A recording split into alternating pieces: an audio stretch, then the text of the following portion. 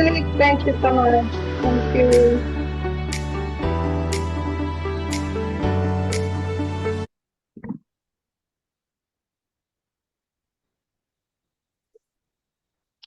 All right, ladies and gentlemen from all around the world, you're welcome to another interesting and exciting edition of our IT support webinar.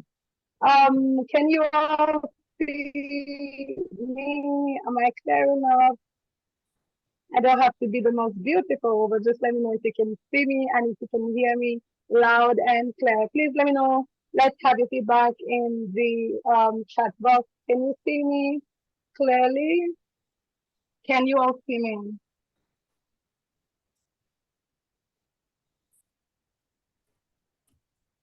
Hello, can anybody hear me? Can you hear Hello. me? Yes, I can hear Okay, you. okay. Yes, I can also hear you. Okay, great, great, awesome, awesome. Okay, so thank you so much. I know that we had some of you waiting for about 20 minutes, 30 minutes. We want to say a special thank you for being the early bird, and this promises to be pretty exciting. And for those of you, I don't know how many people have been here before. I know that we have our constant, the people that are always here. I think Kensuro is always here. Like this is not your first time at Geo. We'll see you, everyone. So, like I had said earlier, let us have an introductory session where you're going to tell us where you're joining us from, tell us your name and where you're joining us from, so we can easily know each other, just a way of saying hello to each other and to know where we're joining from. So, StackCAD, as you all know, is an IT outsourcing firm which is registered in Europe and Africa, and we have spread our tentacles. We're not just into IT outsourcing now. We have expanded and we're now into procurement as well as other aspects. So we have the cloud management, network infrastructure, we're into project management, and so much more, which I don't want to even bore you with. So today, this is a webinar that you're joining. If this is your first time, this is our quarterly IT training. We do this every quarter of the year in order to give back to our engineers who have been loyal to us, and as well as encourage IT enthusiasts or tech enthusiasts who are looking forward to new opportunities.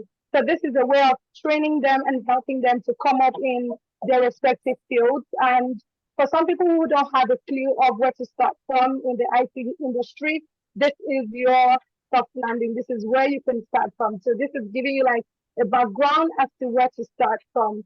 So it is partly sponsored by StackCAD, and we're happy to have you. We also want to let you know that our IT support team is fully in the chat session. So at any point in time where you have any questions, you have anything you want to say, your comments, please let us know in the chat session.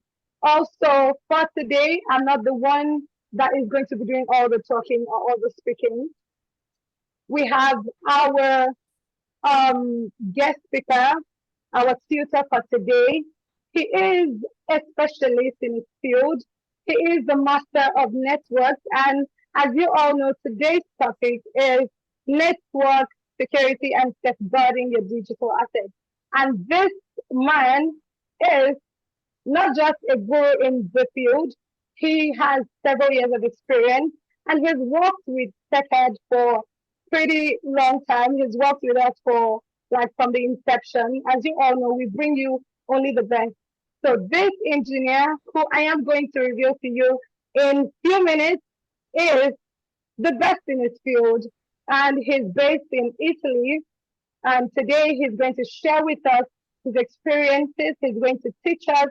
So this is an avenue for you to learn, to relearn, and to unlearn. So for the things that you thought were this way, you're going to be told that, okay, it's not entirely that way. It's going to be the other way around. So just keep an open mind. It promises to be very interactive and to be fun, and it's going to be exciting. At any point, if you have any questions, please do well to ask in the chat box, and the guest speaker is going to do justice to it. And for those who will be looking forward to joining Secad Limited as an engineer, please just indicate in the chat box, and our recruitment team is also on this webinar and they're going to attend to you. So we'll do the needful. If you need anything, please, the chat box is there. So that being said, let's see, who do we have here?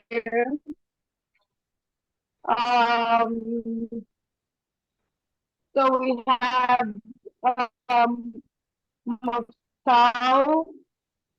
Nobody else. Okay, Mosau is Nigeria, and I am in Nigeria. Yeah, so please let us know where you're joining us from. Your name and where you're joining us from. Your name and where you're joining us from, please. Okay. I Hello, would can you say hear me? unmute, but it's gonna take a long time. So that's why we want to do it in the chat section. So if you could use the chat box, please.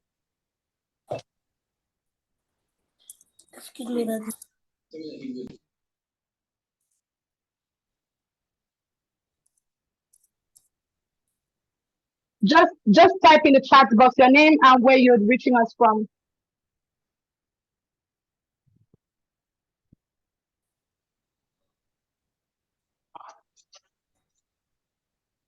Okay, so Kalawale, Kusano, Nigeria. Okay, from Kano, Nigeria. Yeah, Angel Henrietta from Denmark. Oh, great, good to know. Okay, you're from Liberia, living in Denmark. That's awesome. Awesome. Please let's keep it coming. Ajani, I'll keep your first name. So Ajani is joining us from Lagos, Nigeria. Adio from Milan, Italy. Oh, we see. What a coincidence, because our guest speaker is also from Italy. So we have Gerdings from Helsinki, Finland. Edoma from Abuja. Saleh from Czech Republic. Sachin Ravi from Nepal. You're in France now. Oh, congrats. We have Stephen from Abuja and so many more. So in order to not take too much of your time, we're going to introduce our guest speaker for today in the person of David Calisano. Please let's have a round of applause in the chat box. Let's give him a warm welcome. David Calisano is based in Italy and he has several years of experience, as I had already said. And today he's going to take us through the world of network security and how you can safeguard your digital assets. We don't want to hear the cases of cyber fraud anymore, cyber theft and all of that. So he's going to tell you how to navigate through safeguarding your digital assets. Without wasting time, let's make welcome David Calisano. David, please, over to you. Yeah, you have the floor now. Yeah, maybe you are not seeing me. Let me enable my cam. Okay, thank you. Hi everyone. Thank you, Cristiana, for your introduction. And yeah, okay, David, please just a minute, just before you proceed, just a minute. Let me just add this. Okay, so everyone, I just want to also tell you that this is not just going to be a waste of your time. We have a certificate of participation, which everyone is going to go home with. And we're going to also have you on our database. So David is going to be taking his classes, his lesson. We're going to have forms in the chat box. So do well to click the form, the link form, because with that, we're going to use to create your certificate. So the name you're going to fill out should have your name as should be on the certificate. Angel, thank you for your comments. Yeah, David, over to you. Sorry about that. Thank you very much.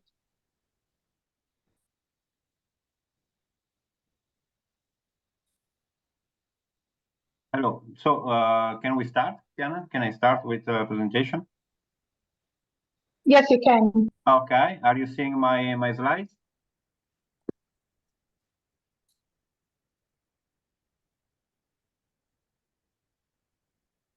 Yeah, we can see your slides. Okay. Okay.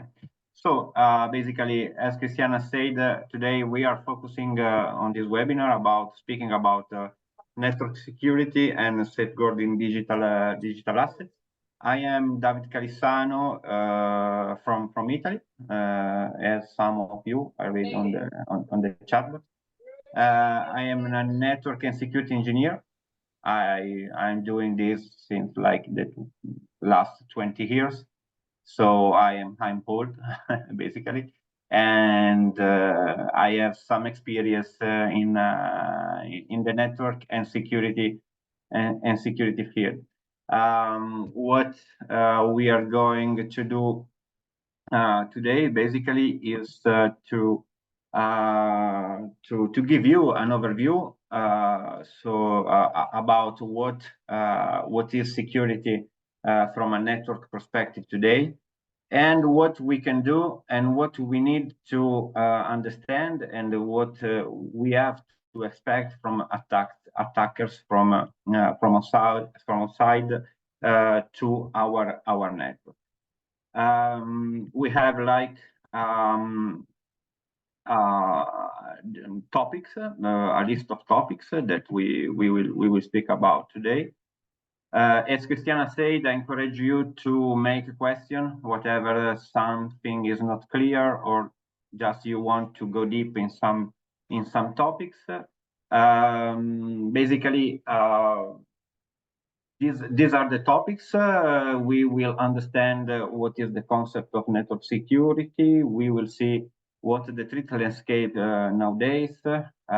We will check the principal network security and technology. We will see how we can safeguarding our digital asset, what's the concept about network security policy and the compliance, what are the emerging trends, because you know, as the attacker rise their method of attack, also us can have some method to defend our infrastructure in a safer manner. Then I will speak about a case studies that I treated not a long time ago, some tool and resources, and then the conclusion. Just to give you a context, the landscape of network security today is something that is very complex and is rapidly evolving. Is shaped by various technological advancement and emerging threats, and also regulatory developments. In today's landscape, network security, we can say, face significant challenges due to the widespread of use of application. Because you know, everything we can use an app, everyone has a smartphone that can use this smartphone to access at any service, public, private. So this paradigm shift driven by the ubiquity of smartphone, tablet, and also other mobile device implicate both for user and organization. We can see how our service provider, or as well as infrastructure owners or just IT experts, we could fight risk and also try to avoid disrupting service. Okay. So basically, what's the concept of network security? Network security, as definition, we can say that is the practice of protecting the integrity, confidentiality, and availability of data and resources, of course, on a computer network from unauthorized access, misuse, or malfunction. Basically, network security involves the practice of protecting everything else is into your perimeter. And it encompasses measures such as firewalls, encryption, intrusion detection, system, and access control. The goal is to ensure the confidentiality, integrity, and availability of data and network resources. This one. It requires a combination of hardware, software, policy, and procedures. Which one did they show you? We need to be compliant also to some rules that are well defined in some standards. Okay, So effective network security is essential to protect sensitive information and maintain the overall health and functionality of the network. What are the key aspects of network security? Are confidentiality, integrity, and availability. This is well known as CEA triad. No? And the component basically is what we can see every day. It's physical security, technical security, and also administrative security. What is the threat landscape? As I said before, nowadays also the attackers are improved, has improved their method. So basically, we have more sophisticated cyber attack because, for example, ransomware is rising. Ransomware is growing up because they are.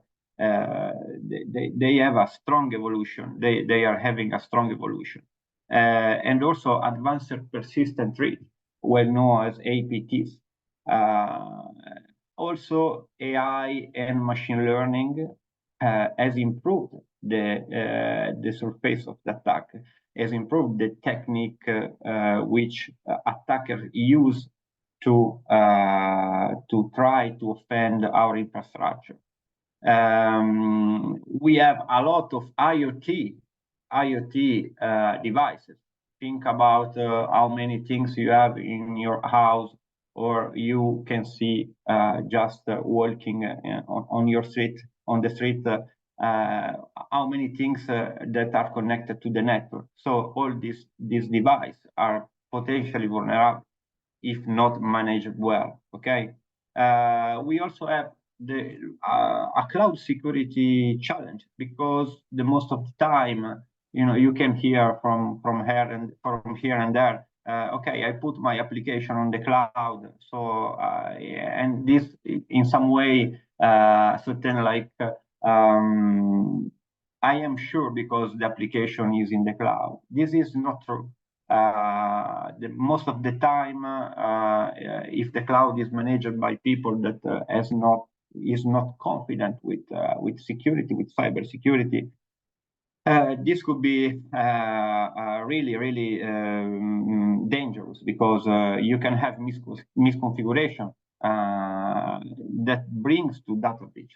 So your data are not always safe because are in cloud. Okay. Also, we have a lot of critical infrastructure. Think about public infrastructure. Think about OT network. So what I say before, IoT and everything. And then last but not least, the human factor. Human factor is considered, the layer 8 in TCP/IP stack. It's something that you can control, you can also manage, but it's something that sometimes can be the weak point because if you don't provide, if you don't inform your employee, or if you don't do trainings, this could be a weak point and a good point for attacker to attack your infrastructure. Okay, so let's see what I said before about the CIA. So it's one of the basic of the network security. Quindi CIA, confidentiality, integrity, availability. What this means? Confidentially, basically ensure that even the data is stored or intercepted, it cannot be read without any decryption key. Okay. Integrity. You should always check the checksum using hash function to verify what you are downloading from a public source or what you're installing as firmware on your device. You have always to check your hash. Okay. And also availability, it's the concept through that ensures basically that, for example, a website remains operating like 24/7, 365. Okay. Also during power outage or hardware failure. So this is the principle where network security can be built. Okay. Another principles is defined as DID, defense in depth. So basically is a comprehensive approach to cybersecurity that use multiple layers of defense to protect information and resources. The idea about that is that if one layer fails, the other layers will still be in place to avoid attack. Okay, so we can say the key component, as you can see from my slide, we have physical security, we have network security, we have an endpoint security. So you can see this like a stack. Then an application security, data security, and then you have something that is on top, that is identity and access management. And as I said before, the security awareness training. So always inform the people that use your system. Okay, everything clear? Any question?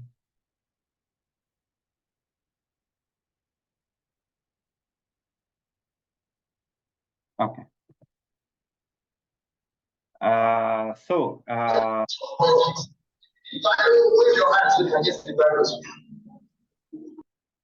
What? I can't hear you well.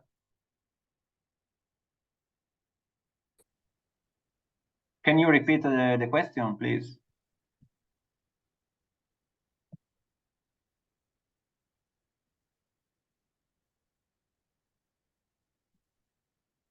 Hello? Maybe that wasn't a question. Okay. Okay, if you have, please, the person who did the question, if you can write it in the chat so we can go on. I will read the chat, okay? So basically we can speak about safeguarding digital access. So also here we have a key component. We have guidelines that can bring us to make our asset well repaired. Okay. Basically, a concept about safeguarding digital assets involves implementing security measures to protect data, application, and system from unauthorized access. Okay, or also theft or damage could be. Okay, this includes encryption, for example, access control, regular backups, and robust cybersecurity practice to ensure that your data are your data integrity, confidentiality, and availability, the three factor of the CIA triad. Okay, what are the key components? So we have encryption, convert data into secure format to prevent unauthorized access. The access control. So we need to have a matrix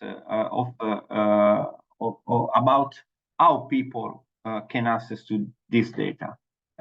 So you need to always restrict data access based on user role and permission. For example, you could have different group, different organization unit on Active Directory in a Windows Server environment, and based on that, you can give access to your file. Okay.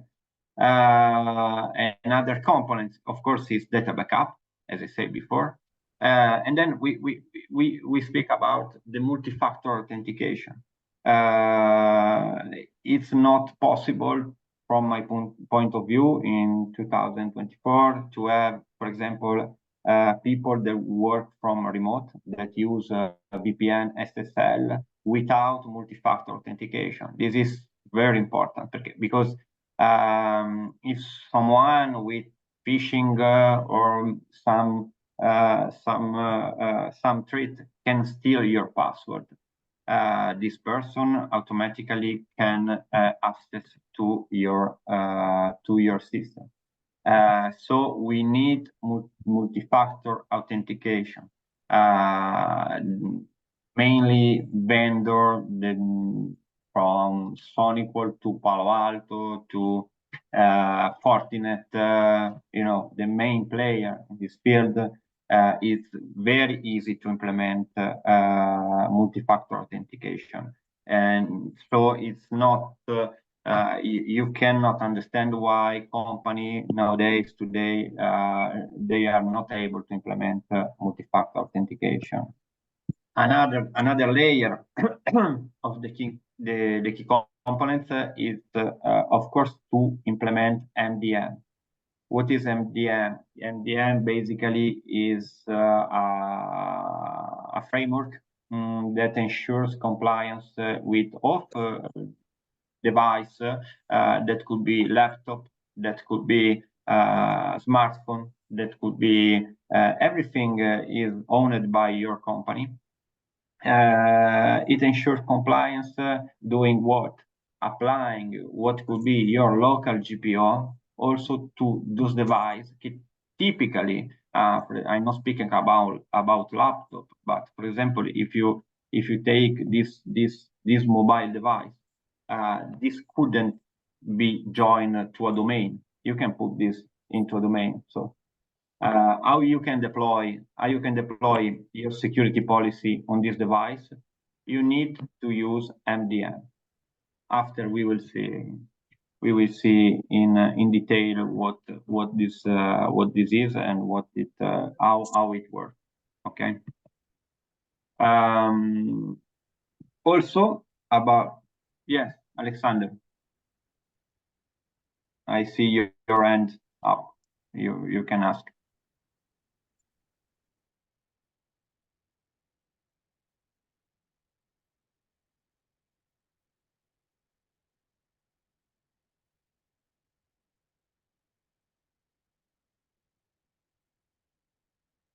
Alexander, maybe you didn't want to raise your hand, maybe. I don't know. If you want, feel free to speak whenever you want. Okay. So also about network security, nowadays we have, of course, some compliance to that we need to be okay. That we need to check. Okay. What are the key points about network security policy and compliance? Basically, we are formalized. We have guidelines that in some way dictate how an organization manage and protect its network resources. Okay. Compliance basically involves adhering to regulatory standards to ensure legal and industry required are met. These policies are compliance measures, safeguarding data, mitigate risk, and ensure accountability. Also, they ensure, this policy ensure also that you have a process to manage emergency, to mitigate risk, and to, for example, back up your data. Okay. See the key point about security policies. We can say that are established rules for user behavior, like access control and incident response. Okay.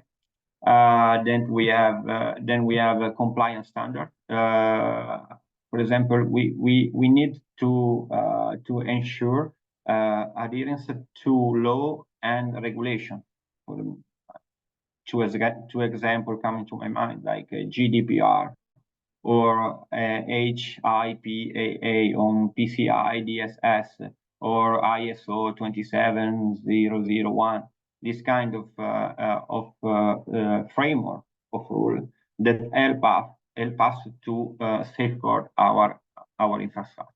Okay. It's also important that your company, that the companies have someone, a third party mostly, that can conduct over your infrastructure security audit. So basically that are regular assessment to identify vulnerabilities and ensure also that your adherence with the policy. Okay. And then, as you can see, again, employee training. So you need to educate your staff on security best practices and compliance requirements.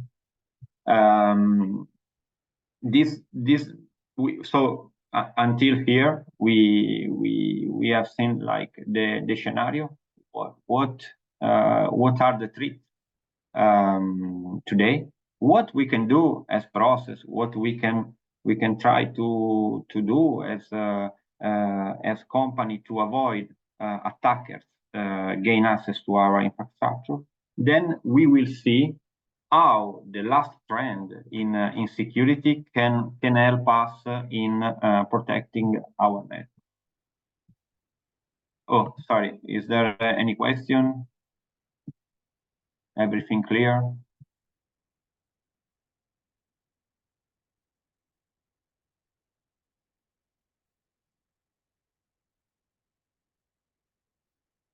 Okay, thank you. So we can pass to Examinator, of course, from network and security point of view. What could be the emerging trend today? Basically, emerging trends in network security nowadays focus on advanced strategies, technologies, and architecture to fight involving cyber threat. Okay. 3 I think mainly point that help us today to protect our infrastructure could be ZTNA, SASE, and distributed cloud. These three points, these three arguments are something that could really help in a very strong manner to protect our infrastructure. So let's see one of the time what we are speaking about. Anyone is using already ZTNA or has already some concept about it? Maybe you heard something, you already speak about it in someone.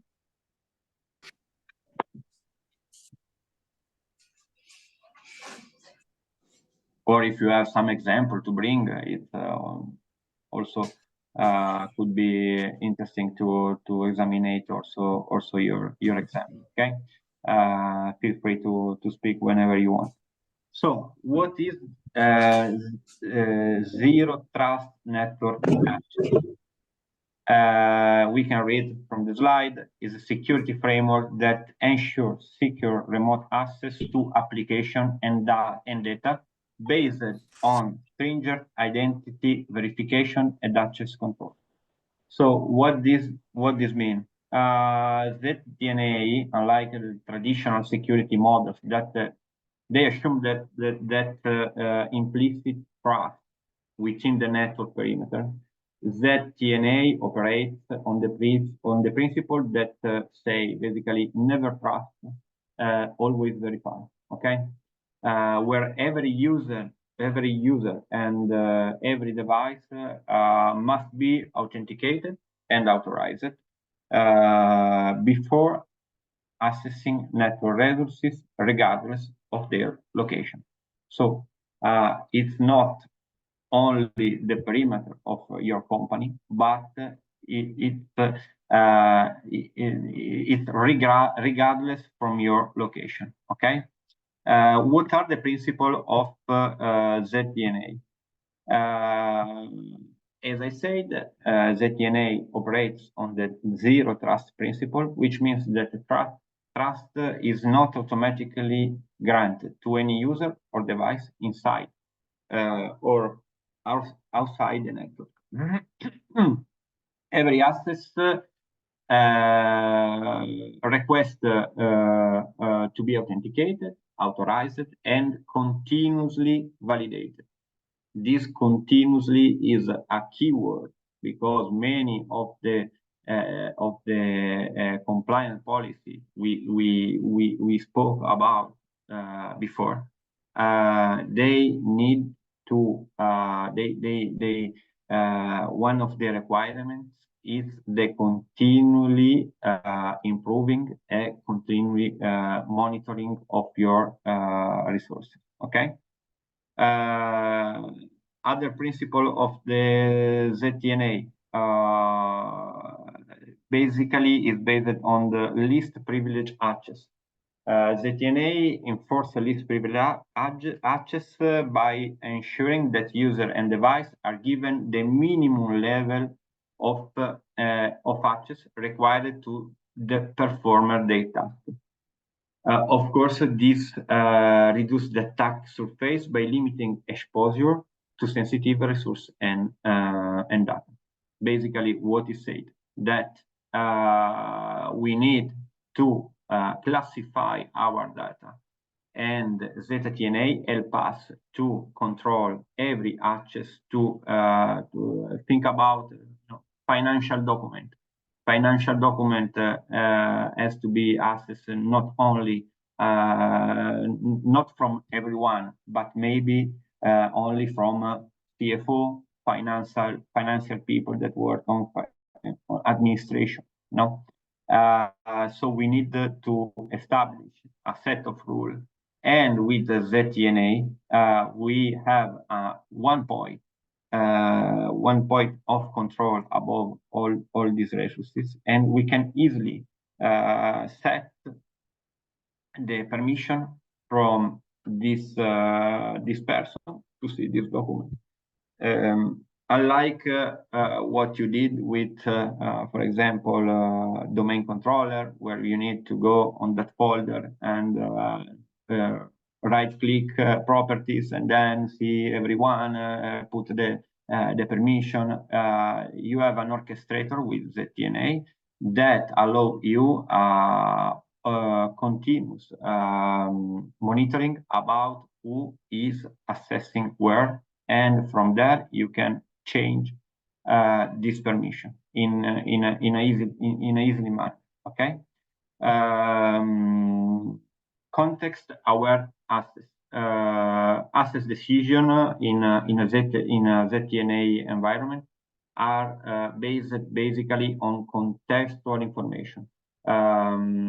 Such it could be like user identity, of course, but location, device earth, and the sensitivity of the data being accessed. I come back to device earth. This is very important because think that you are giving access to your document to a supplier. Okay. Supplier that from some reason has to read your technical document because they need to produce for you something. Okay. You can decide that, for example, the group of supplier can access to your document, for example, if they have antivirus installed on their PC, if they are not running, for example, Windows 7. Okay, so we can limitate. We can be sure about the posture of everyone is accessing to our network. Okay, another key concept that is for me and for who work in network, it's the micro segmentation. What this means? That basically we need to segmentate our network, okay, to create smaller and isolated segment using VLAN, for example, and this allow you, if someone take access to your network, to see only what is inside his segment, and not see everything. Okay. The last point in ZTNA, the last key point is that sorry, check the chat. Fine. Okay. Angel, let me finish this concept and then I will answer you. So the visibility and analytics, as I said before, ZTNA provide enhanced visibility into user activity, access, and network traffic. Advanced analytics and monitoring capabilities help detect anomalies and potential security threats in real time. And this could be also a proactive security stance. Okay, it's something that goes over your firewall, goes over your perimeter security. Clear? Okay. So Angel asked basically if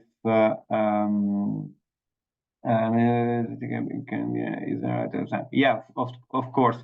Angel asked if there are any other example if ZTNA can be useful for other type of document other than financial.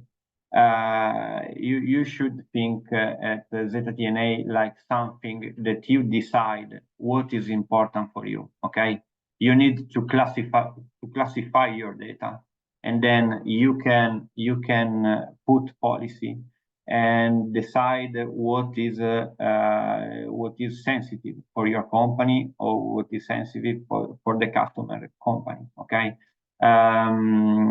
It could be financial, it could be strategic, it could be hire the client that they make a public project. And this public project folder for them is an asset. It's the 18% of their incoming money, basically. So, for example, for them was the asset, the more important asset to safeguard in their company. So basically, you decide, you classify, and you establish a policy of what is important and what it could be not less important, but it could be assessed from more people. Okay.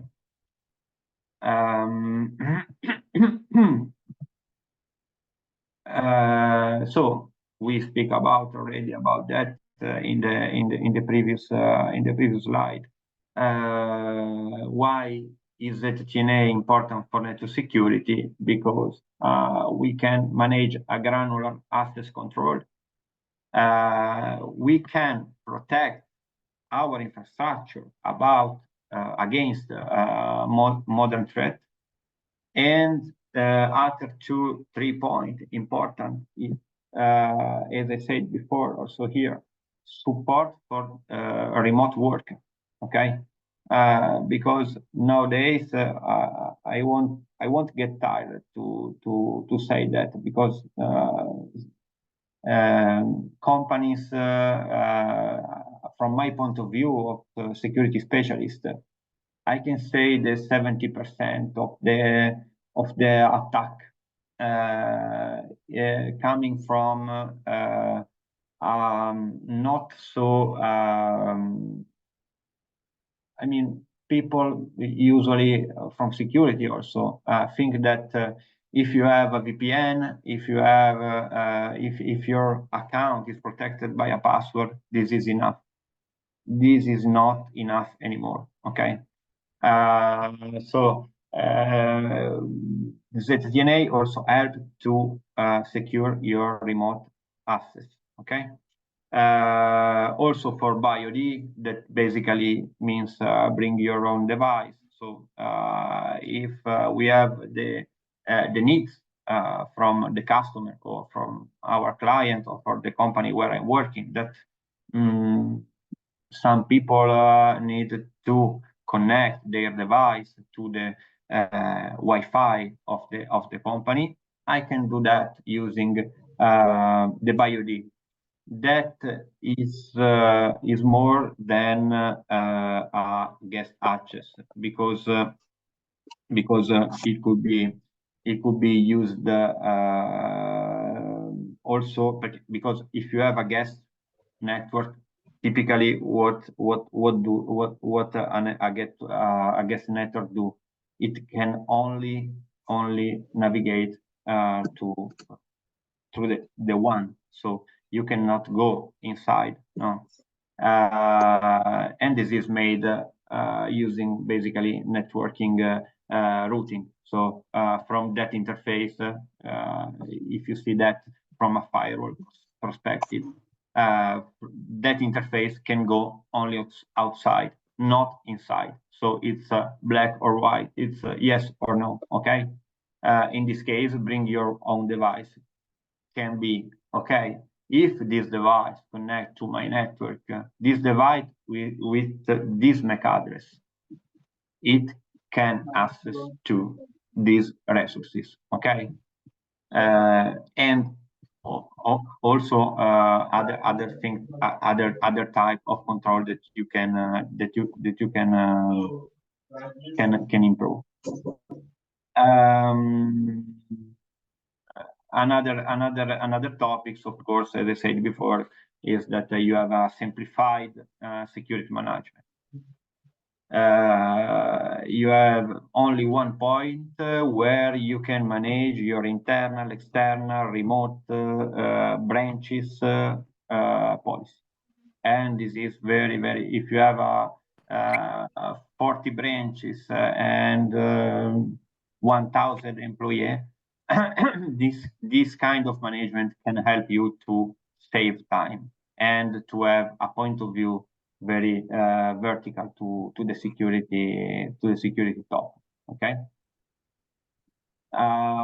Everything clear? I'm being boring. Maybe, I don't know. Tell me. No, actually no. Okay.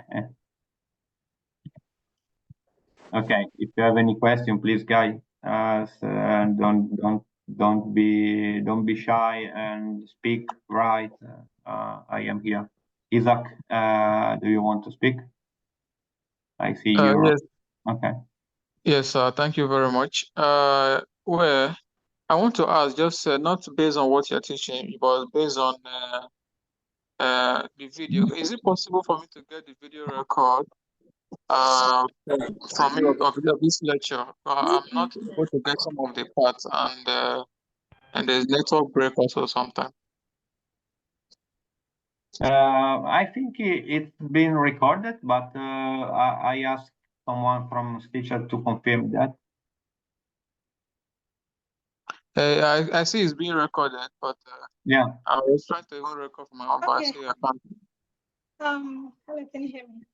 All right, so Isaac, not a problem. This is recorded, and if you stay till the end and you fill out the link, definitely we'll have a way of reaching back. So if you need it, we're going to send it to you when we're sending your certificates. Just also indicate, okay? Did you get that? Yeah, that's all right. No problem. Okay. Thank you. Yeah. You're welcome. So please, just step in. Okay. Questions? Yeah. Yeah, does anyone have questions? Please do ask. And please, if everyone can hear me, we will just take about some minutes, not up to minutes, few seconds. And what we're going to do is just to turn on your video, okay?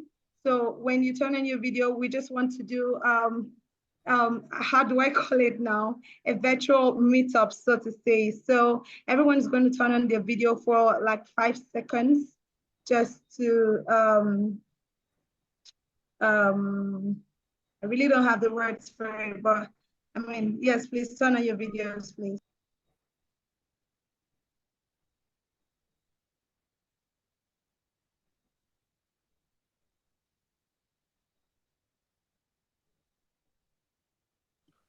Is it now? Yeah.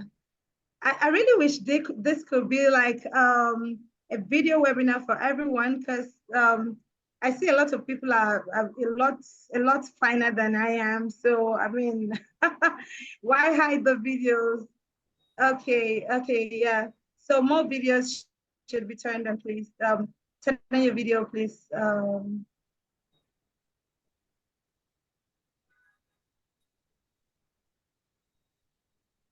Yeah. Okay, so in 30 seconds, oh, I am really happy to get to meet you, you know. So for some of you, we get to meet on WhatsApp, but we don't get to talk a lot. So, but having to see you, so we just had to do this brief exercise as a way of getting to meet you, because we always do everything on the back end, but we don't get to meet everyone. So it's good to see your faces. And yeah, I know that some people are at work and so you cannot turn your video, but it's really great to see you. Selson, thank you. Angel, Prosper, Adil. Okay, I see Galaxy, but you look like a man of the galaxy as well. Felix, to see you. Michael, Riches, Isaac, Ezerim Kingdom, Emmanuel. Thank you. Please you can do like a 2 seconds just for recognition. Sally, I know some people are at work, so it's fine. Michael Akombi, I will see you. Thank you so much. Thank you, everyone. So yes, I think we'll go back so David can finish up. But if you have any questions, like we said, at any point in time, please do well to ask, and we're here to definitely let you know. Okay. Thank you, everyone. We can now go back to the audio and continue with class. See you soon. Thank you, Cristiano. All right, David, yeah. Okay, let me share again my screen.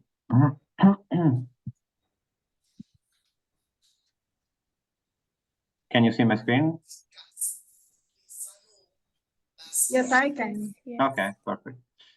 So basically, we, Christiana, have like 10 minutes, 9 minutes,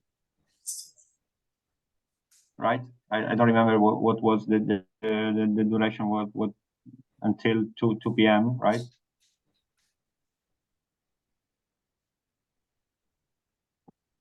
Okay.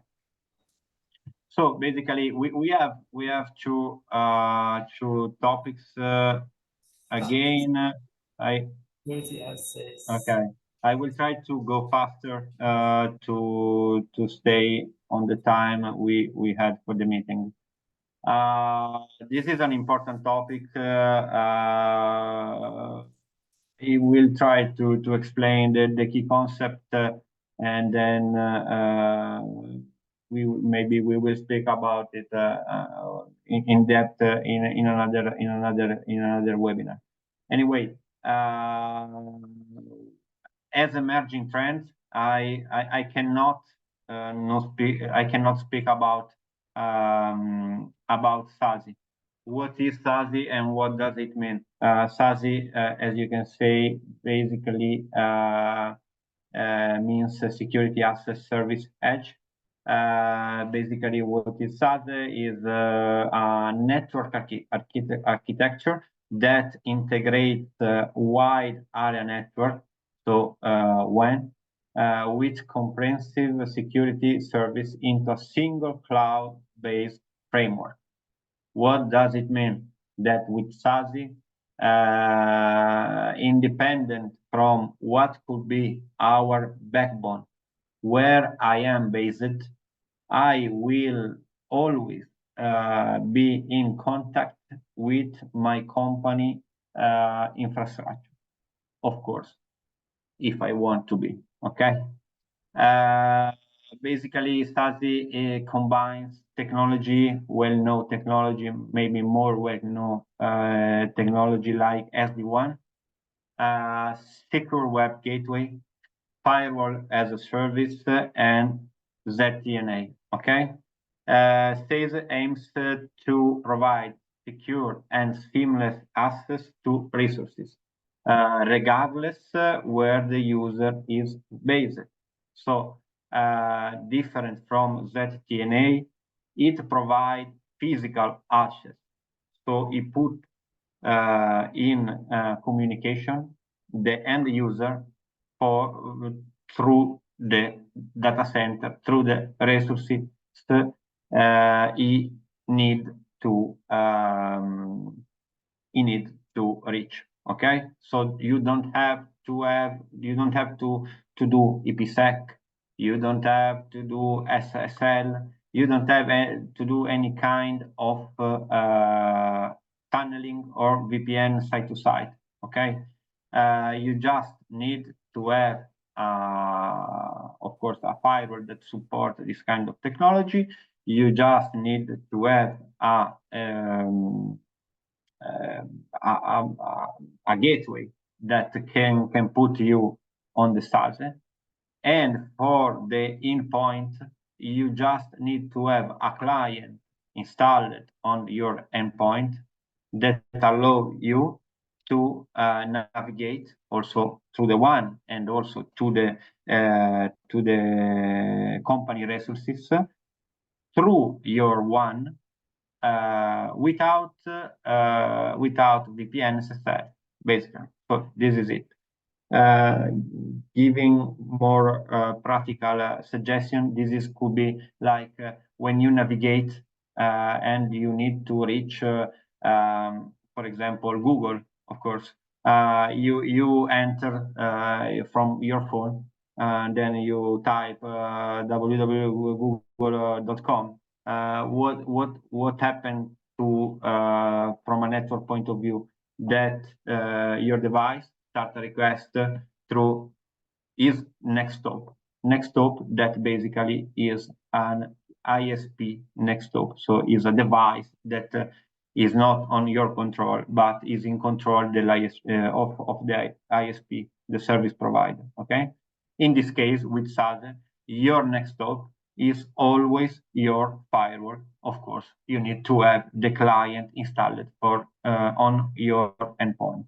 Okay, this is the basic concept. Okay,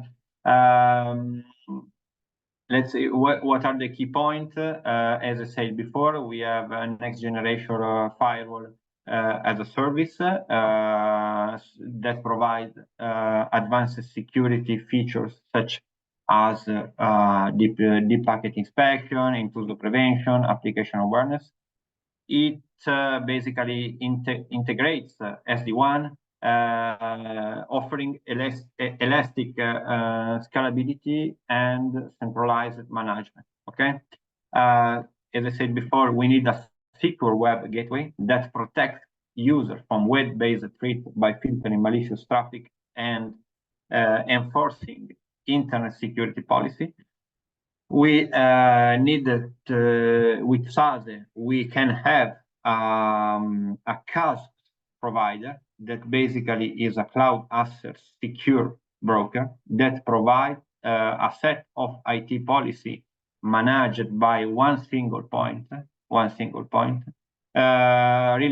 to the usage of cloud-based application or accessing to public infrastructure. Okay, and then we have as component of the SASE the ZTNA. Okay.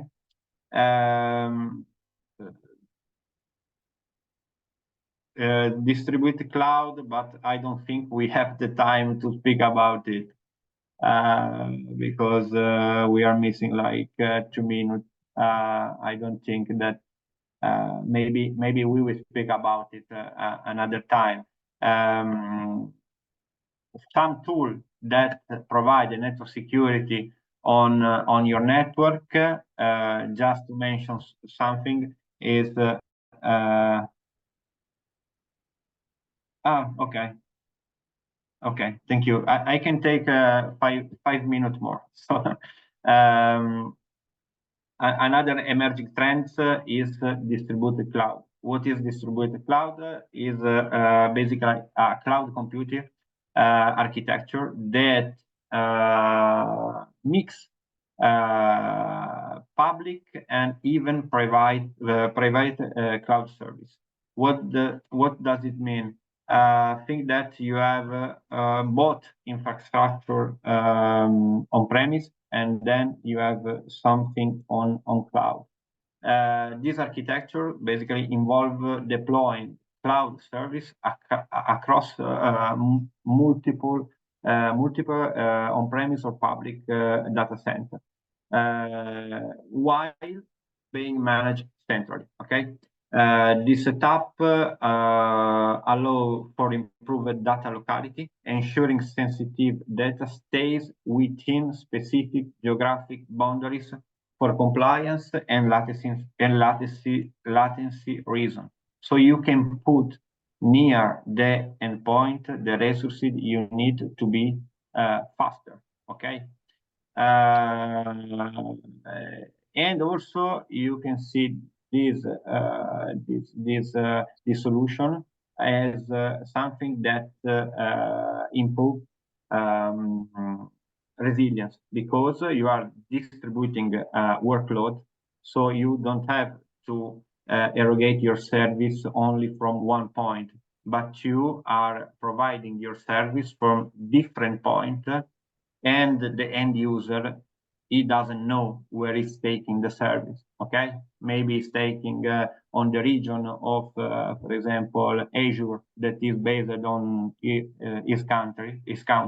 But if this region has problem, it is going to get the resources from the other region that is part of your distributed cloud. Okay. So we can say that basically we have an improved performance and reduced latency. We enhance the security and compliance. We have more scalability and flexibility. We have a geographic redundancy, and we can have the security at the top, at edge. Okay.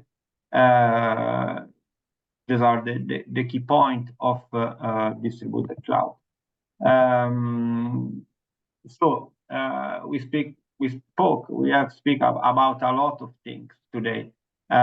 Just to give the last input, there are a lot of tools.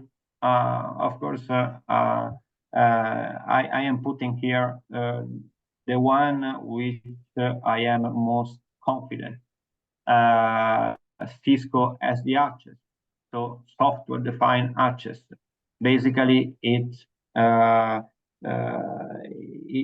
can allow to have a control on your LAN of every device is connecting, and only using 802.1x protocol. You can only give access to people that have an Active Directory account. That means that if someone come into your company and connect a cable into a socket, he won't connect, because he doesn't have an Active Directory account. Okay. Fortinet, what is all I speak about SASE, ZTNA, in my experience, has been provided by Fortinet, that is one of the leader in this field. Okay. Microsoft Intune, the MDM software which we speak about. Splunk basically is a SIEM software that allows you to centralize of the logs that come from different systems. And then we have BitLocker, Suricata, but the main player in this field are the one I spoke now. Okay. So conclusion, we need to have a comprehensive threat detection. So we need to use advanced tools to identify and mitigate threats in real time. A zero trust architecture. We need to implement a zero trust model to ensure no implicit trust, continuous verification, and least privilege access. Encryption and data protection to protect data with robust encryption protocol. Continuous security audits. So frequent security assessment and audits to identify vulnerabilities and ensure compliance. As I said before, the last but not least, this is the most important, employee training and awareness. Okay, so that was it. Thank you. And if you have any questions, please feel free to ask. Bravo. Thank you so much, David. Thank you so much. That was really insightful. I don't know if it's just for me, but I'm not sure. Definitely, I'm sure every other person has learned so much. So without wasting time, we already said this is going to be straight to the point, and we are going to stick to that. So let us know if you have any questions so far.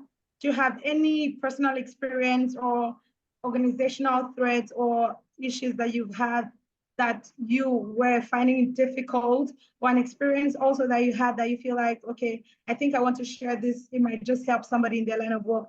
Okay, Michael, we see a hand. Michael, any other person, please let us know, indicate so we know how to take the questions. So Michael, would allow you to unmute and speak. Please make it brief. You have a minute. Okay, good afternoon. Good afternoon. Yes, I observed that most of the data breaches in an establishment is commonly done by an insider. So in that case, how can we curtail it? Okay. Well, Yeah, David, go ahead, please. You heard the question, right? yeah, it depends. It depends for basically if you are able to understand that the attack doesn't come from your inside, so you need to examine your perimeter security. So how the attacker basically gain access. What kind of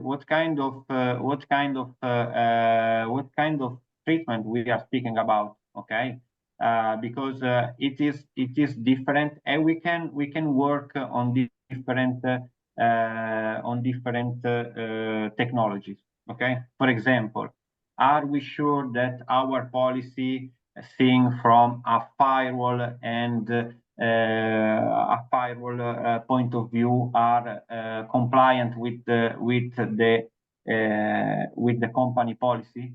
Are we sure that we are blocking by default all the threats and not allowing any incoming from, for example, peer-to-peer network, botnet? We need to go deep. We need to investigate how the attacker come through us. For example, in my experience, I saw in the past, I see also one day yes and the other no. A lot of companies that we have a breach that came from outside. Okay, then we will do a reverse, and we understand that, for example, an attacker used and in this case, for example, an attacker used a payload that he dropped this payload through a 5048 port that was open. Okay, and then you go to the client, ask why this port was open, and they say, I don't know. So most of the time, all the attacks are because you are not checking your perimeter well. Okay, so you need to be sure what you are exposing through the outside. Then also for the public infrastructure, you need to work with ACL. Quindi you need to have access list on your public IP. Okay. Okay. Okay, sir. Like there is something that happened. I have a colleague in an office here. So we're looking at ways we can protect what we have, that is our local network. And I told him that, okay, let's do an experiment. Let me be an attacker. So yeah, so first and foremost, I target his system. Though my main aim was to get all the access points passwords. So what I did was I target his system because I know that likely as an IT person, I know that is where he will be using, I mean, the device he will be using to configure the access points. So his system is having a password. So I actually have a software. I break that password on his system. So with the aid of the command prompt, I was able to access all the access points passwords on his system. So how did you get all the passwords? Yes, there's a software you will make it bootable in a flash drive. So you so you have physical access to this access point. Sir? You have a physical access to this access point. Yes. Okay. Okay. This change a lot the scenario. Okay, so the software you will run it as if you want to format the system, so it will not give you the access to delete this system password. So from there you can be able to run any command on them. This should be analyzed more because I don't know what kind of access point you are using. And then to me, it's something that comes clear is that you have physical access to this access point. Why an attacker should have physical access to your access point? How can he have? So the test maybe is not so representative, okay? But anyway, if you can provide more detail about how you get, so I understand that you flash the firmware and did something like that, okay? But we need to know what's the brand that you attacked. What's the brand that connects the Wi-Fi access point? What's the version of the firmware? Was it updated? Was it compliant with the last version, the last long-lived version that they suggest, or this firmware has already some famous bug that could be used to load payload against this firmware? Understand what I'm saying? It depends. It's a complex scenario that we can analyze, but we need to have more detail about it. Okay. Okay. It's not possible. First of all, you need to ensure physical. Not first of all, of course, if you are if you have a firewall, you can protect from internet and not from outside in a logical way. But if your device are exposed to a physical way, so anyone can enter in your company and bring one device and put a USB and do flash, this is another problem, okay? Thank you so much. No, thank you, Mike. Other questions? Oh, Yes, I yes, read, I yes. read something. So we have a question from Emmanuel. Emmanuel, please, you have the floor. But in the meantime, there's another question from what's the name now? From Rabi. So Rabi Yeah. is asking you to explain how to implement ZTNA. So those Okay. are the two questions that we have. Yes. So Okay. Emmanuel, after he answers that, then you will have the floor. David, please, let's make it brief. We're running out of time already. Thank you. Thank you for giving me the floor to speak. Sorry, just a little contribution on the insider threat that Michael spoke about. I believe for insider threat, except if the organization itself it's like vulnerable and they want to cooperate with the insider threat. There are a lot of ways to expose or detect internal threats, because one, if anything is being done on a system, the network is supposed to capture the node from which every input on the system is being done. Two, then why an hacker or somebody should not have access to the physical machine of a user. It looks like there is no security at all in the organization. There are 3, 4, 5 combinations that cannot allow somebody to have physical access to another person's machine when you are not the administrator. And even if you are the IT support engineer, the hardware engineer, there should be physical security apart from the network, CCTVs, access to the office. Most organizations now, they might, before you even enter into an office, there is an access you have to get. So a lot of factors will not allow that. When you were talking about multi-factor authentication and multi-security layers, there are a lot of protocols you would have been breached before getting there. And for a well-defense organization, they would have been detected even before getting to that level. That's just a little contribution I want to, if I make sense. I agree.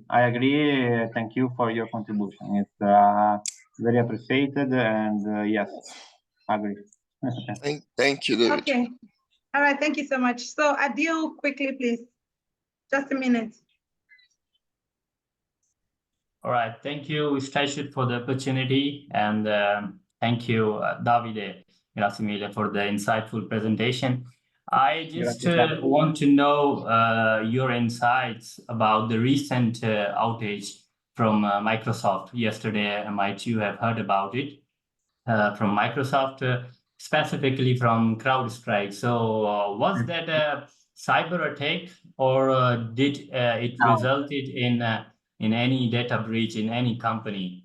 Because the one I am working with right now, they also have CrowdStrike access, and in my office there were 2 users, those who were affected with this outage. So I just want to know more insights from you, because you might have a great insight about these kind of attacks. Thank you. Grazie. Thank you. Grazie a te. Really, I just follow the public information about it, and really I don't want to be the person who needed to fix this bug, because we are speaking about an update that basically is going to disrupt the service, because they basically in this update went to broke some register key that basically cause blue screen on your PC. this is not by itself a security treatment. But what I was thinking about it, maybe, you know, I'm a little old, maybe more than the major part of you. But I'm always not shocked, but I'm always not confident when I see these because companies like Microsoft or you know, the main player always more often release this major update that go to in deep to the function of the software. I understand that this could be also for security reason, but I think that maybe all these updates are not well managed. Okay, and also this episode to me it means also that we are we as people, we as company, we depend basically from one big supplier, that is Microsoft. And when you study, of course, IT, but when you study economics or no, they say that you don't want to depend from one supplier, because if something goes wrong from him, you are in trouble. And this is what is happening with Microsoft. Of course, we recognize the what is the thing of Microsoft. He has basically the big player and have the technology, the most usable technology. But on the last side, we have that we depend from Microsoft in everything, and this is also a security topic. Okay, David, thank you so much. So we'll have to run now because we always stick to what we say, and we had promised that we're not going to keep you here longer than an hour, 30 minutes. So we are already running out of time. But those that still have further questions, you could send us an email. So when we, from the link that you've sent, from the form you filled out, we have your emails there, so we're definitely going to reach out. If you have further questions, please, you can also respond to that email, and we're definitely going to give you feedback as well. Also, we'd like to encourage you to please fill out the form, because without the form, we cannot reach out to you. It's only for few people who do have my contact that can reach out to me via WhatsApp. But for those who do not, please do well to fill out the form. It is in the chat box. Without that form, we cannot issue your certificate. So the name on the form should carry your name as you want it on the certificate. I want to say a special thank you to our tutor, David Calisano, for your time. Thank you. That was really insightful. And I'm sure that a lot of people have actually picked out more than two things. I wouldn't say one or two, I'll say more than three things, because for me, I think it was the SASE, I never heard that before, Security Access Service Edge. That really did it for me. And now I've learned the multi-factor authentication and all of that. And I mean, I can literally give another person a full detail of what I have learned today. And I'm sure that every other person has learned a lot.